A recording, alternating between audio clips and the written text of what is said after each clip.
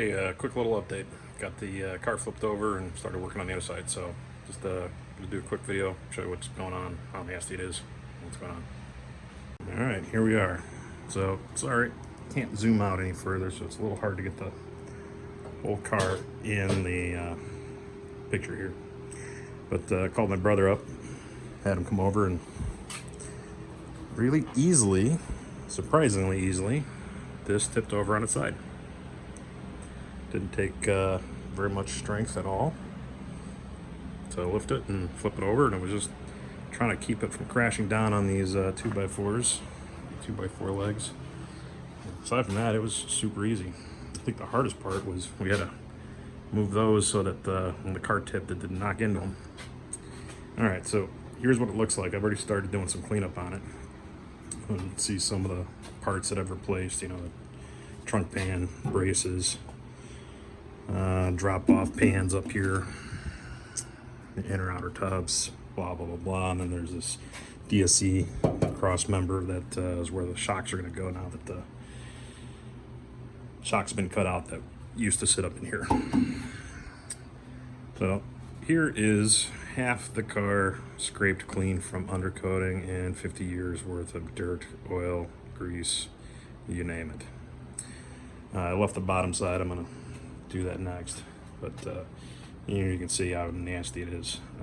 Obviously, a 50-year-old car, it's bound to leak engine oil and transmission fluid all over the place at some point. So just got to finish this little section of the front pan up here on the passenger side, and I'm done. But you can really see the difference here. And the black is the actual primer. This yellow, I don't know if that's the sandalwood or if that's another primer, or maybe this is the epoxy coating. I don't know. But you can see here it's pretty nasty.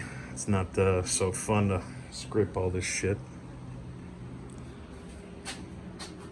Using a nice little handy scraper here. Some of it super easily. Okay,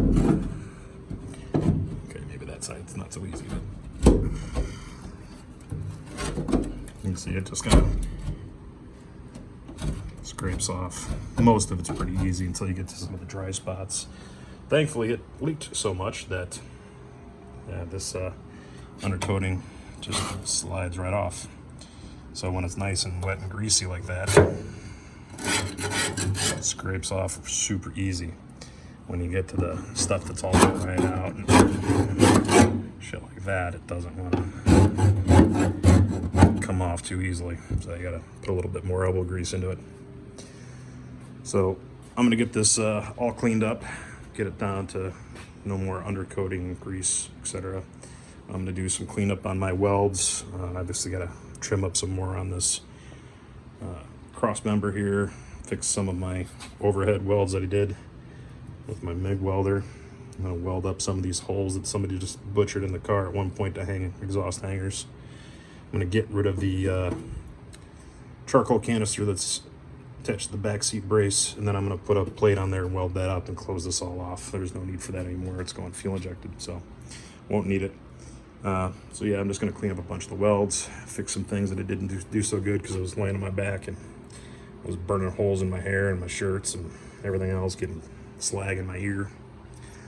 And then I'm going to epoxy coat it, so I'll take some more pictures and updates as I get through that. Until next time.